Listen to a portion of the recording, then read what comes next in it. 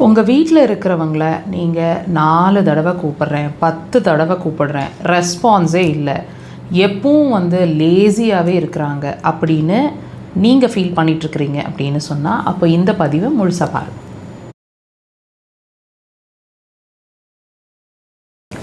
எந்த ரெஸ்பான்ஸுமே இல்லை, 10 தடவை கூப்பிட்டாலும் ரெஸ்பான்ஸே இல்லை, காதுலேயே விழுக மாட்டேங்குது அவங்களுக்கு, ரொம்ப லேசியாக இருக்கிறாங்க, இது ஏதாவது கண்டிஷன் ஒரு கம்ப்ளைண்ட்டாக இருக்குமா, இதுக்கு ட்ரீட்மெண்ட் தேவையா, இது எல்லாமே யோசிச்சுட்ருக்கீங்க இல்லையா? பர்டிகுலராக உங்கள் கிட்ஸ், உங்கள் கூட இருக்கிறவங்க, இது எல்லாமே நீங்கள் வாட்ச் பண்ண வேண்டிய விஷயம். எது சம்மந்தமாக? இதுவும் ஹெல்த் இஷ்யூ தாங்க. அதாவது அக்குபஞ்சரில் இதை நாங்கள் எப்படி அணுகிறோம் அப்படின்னு கேட்டிங்கன்னா, மண்ணீரல் சார்ந்த பிரச்சனை இருக்கிறவங்க இந்த மாதிரி வேகியாக, லேசியாக, ரொம்ப லெத்தார்ஜிக்காக, ரொம்ப எதையுமே பெரிய ரிஸ்க் எடுக்காமல் இப்படி தான் இருப்பாங்க. நீங்கள் வாட்ச் பண்ணி பாருங்கள்.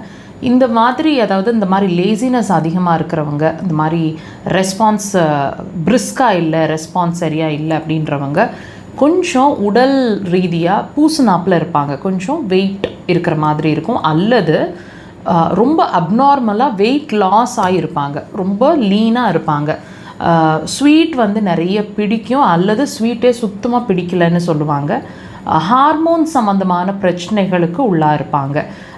முக்கியமாக பெண்களாக இருக்கீங்க அப்படின்னா தைராய்டு சம்மந்தமான பிரச்சனை கண்டிப்பாக இருக்கும். அது மட்டும் இல்லை, ஒரு ஈட்டிங் ஹேபிட்ஸ் அப்படிங்கிறது ரொம்ப வித்தியாசமாக இருக்கும். அடிக்கடி சாப்பிட்டுட்டே இருக்கிற மாதிரி இருக்கும். அந்த சாப்பிட்றதே நார்மலாக இல்லாமல் ஏஜுக்கு தகுந்த மாதிரியோ உடல் வாகுக்கு தகுந்த மாதிரியோ சாப்பிடாமல் கொஞ்சம் எக்ஸஸாக சாப்பிட்ற மாதிரி இருக்கும். அந்த ஃபுட் மேலே கிரேவிங்ஸ் அவங்களுக்கு அதிகமாக இருக்கிற மாதிரி இருக்கும்.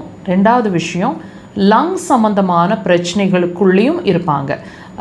நீங்கள் இந்த மாதிரி இருக்கிறவங்க நிறைய பேர் பார்த்திங்கன்னா ரொம்ப அடமெண்ட்டாகவும் இருப்பாங்க, பிடிவாத குணமும் அதிகமாக இருக்கும், காரம் ரொம்ப பிடிக்கும், எவ்வளோக்கு எவ்வளோ ஸ்வீட் கிரேவிங்ஸ் அதிகமாக இருக்கும், ஈக்குவல் ப்ரப்போர்ஷனில் காரமும் ரொம்ப லைக் பண்ணி சாப்பிட்ற மாதிரி இருப்பாங்க.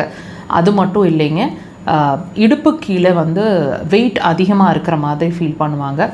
அண்ட் பாதங்கள் சம்மந்தமான, கொஞ்சம் எல்டர்லி பீப்புளாக இருந்தீங்கன்னா பாதங்கள் சம்மந்தமான பிரச்சனைகளும் இருக்கும். இவங்களுக்கு சுகர் வர்றதுக்கான பாசிபிலிட்டிஸ் ஏஜ் வைஸ் பொறுத்து சுகர் வர்றதுக்கான பாசிபிலிட்டிஸும் அதிகம். ஸோ தயவுசெய்து இதெல்லாம் வாட்ச் பண்ணுங்கள். இதுவும் ஹெல்த் இஷ்யூ தான். சின்ன விஷயம் நீங்கள் வாட்ச் பண்ணாலும், அந்த ரெஸ்பான்ஸ் இல்லைன்னு நீங்கள் வாட்ச் பண்ணாலும், தயவு செய்து அப்போவே ட்ரீட்மெண்ட்டை ஸ்டார்ட் பண்ணிங்கன்னா பெரிய பிரச்சனைகளாக கொண்டு போகாமல் நம்ம சேஃப்கார்ட் பண்ணிக்கலாம். ட்ரை பண்ணுங்கள்.